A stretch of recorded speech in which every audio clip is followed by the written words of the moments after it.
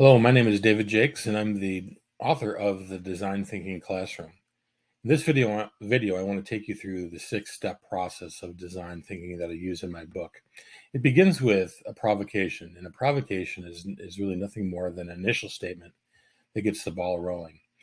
For example, we might say we want to design a virtual PE class, and that's very simple. We don't know much about that just yet, so the next step really gets the ball rolling much more deeply as we enter into the discovery phase.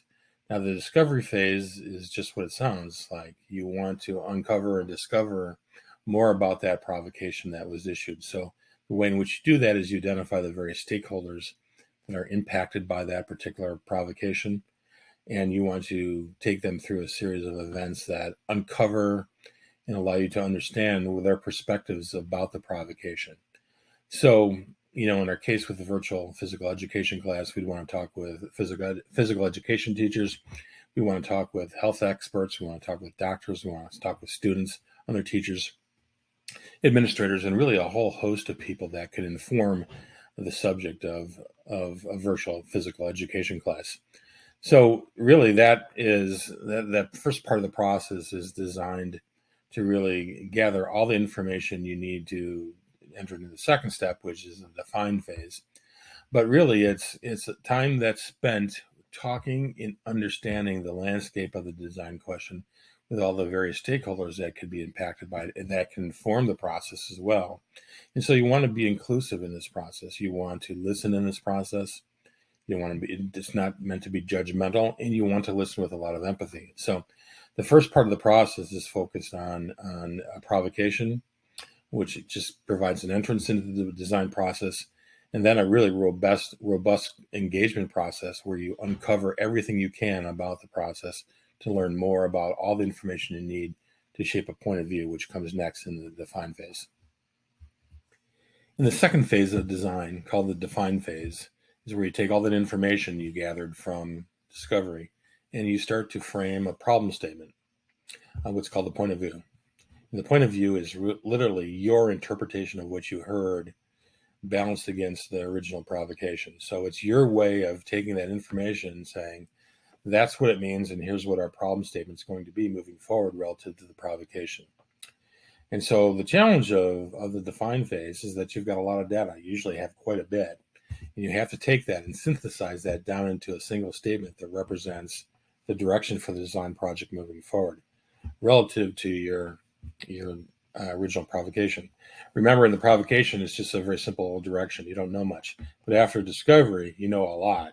And that allows you to define really a movement or a direction forward that takes advantage of all those insights that you've gained during discovery.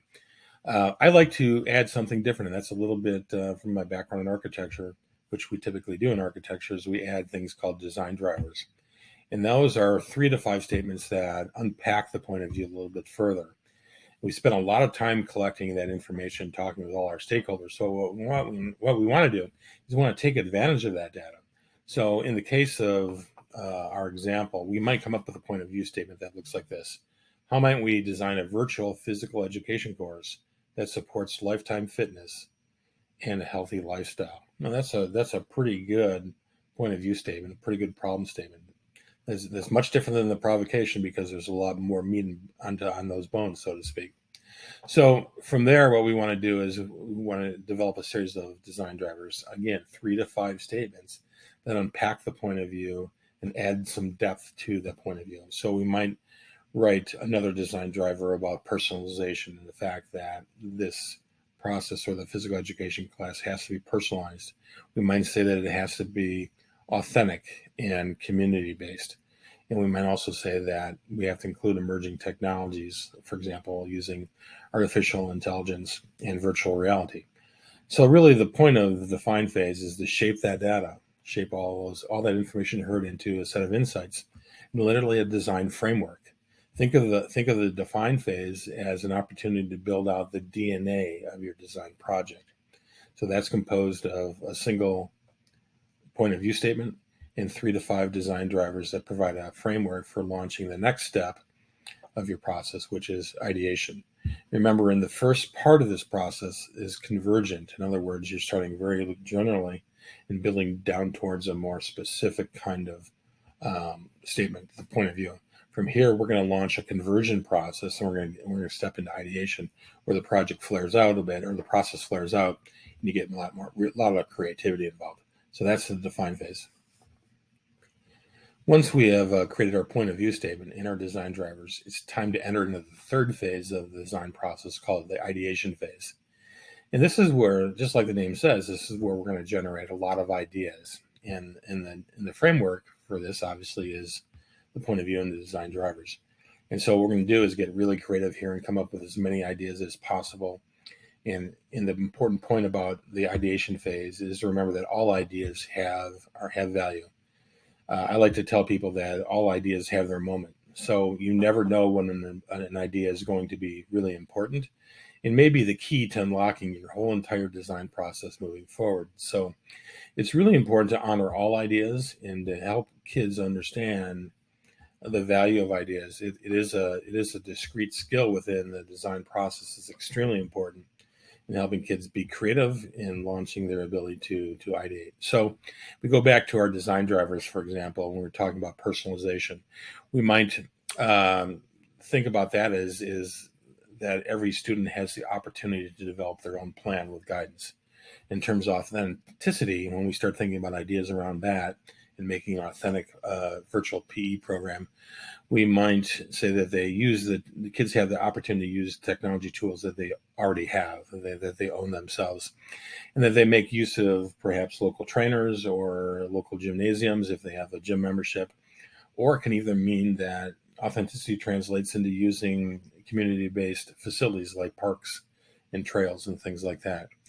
So we can also talk about being community-based, and that's going a lot with using community assets in the program and different kinds of services and different kinds of programs the community might offer to assist people with lifetime fitness. And then finally, when we talk about emergent technologies, it's really interesting to include virtual reality tools where kids might use a headset and some of the programs that are available on VR to exercise at Machu Picchu, for example, or some remote location. And then, of course, use artificial intelligence, and that can be used in a variety of ways to help plan programs and in a variety of other functions. So the ideate phase is when you're going to come up with as many different ideas that are associated with your design drivers and your point of view. It's important to create as many as possible, because in the next step, in the prototype phase, what we're going to do is select certain ideas from the whole pool of ideas, and we're going to put them together into an initial solution called a prototype. So in the prototype phase, what we're going to do is we're going to take the ideas from the previous phase and shape them into a potential solution, or we may come up with multiple prototypes. So you got to think of a prototype as something that is created that represents an initial solution that can be ultimately tested with stakeholders, because that's the group who you're going to bring this prototype back to. So at this particular point, what we've done is we've gone through a discovery approach that's given us information to shape a point of view and design drivers that provide a framework for us to launch a process called ideation. All those ideas are based off that design framework, and now it's the prototype phase is where we shape ideas into a solution. Now, that means that we have to fix those ideas in that prototype into a tangible plan or an object or something that is fixed. It can be really anything. It can be a prototype can be a potential solution. It can be a potential product. It can be created through a set of Post-it notes, a drawing, a sketch, done with pipe cleaners and straws and found materials, just to represent your ideas. And so it's here's where we start to see a tangible solution start to develop. Now, what you can do is ultimately we're going to test this with stakeholders. So the idea is we might start with an initial prototype, and we might take that back to the team and say, our design team, and say, how can we improve this to make this a little bit more effective, perhaps? It is possible to test a prototype with your design team and get it to the point where you're ready to test it with stakeholders. I do that all the time in my designs, for example, when we create or some renderings of a classroom design or an innovation center design. We might look at that, and here's our first iteration. Okay, let's go back and refine this. Let's add this. Let's take this out. Let's continue to internally develop the prototype a little bit further, so it is a better representation of what we want to propose as a solution. So once you're done with that, once you've got that done, you're ready to step into the next phase. So as we enter the testing phase, what we're going to do is we're going to take our prototype solution back to our original stakeholder groups and say, did we get this right? Does this make sense? Does this accomplish what we're looking for as we go back and re-examine the design drivers and the point of view statement as potential ways in which we can evaluate a prototype solution and say, how well does this address those things that are embodied within the design drivers and the point of view? So that's, that is an iterative process. If you look at the gray arrows, we can go and test that prototype and get feedback and go back and redesign or go to version 2 of the prototype and continue to go through that iterative cycle until we get something that we say, okay, we've arrived at our solution and we're ready to go with this and put it in the plan and implement it. So the important thing to realize is that once you come with an initial solution, you're not done.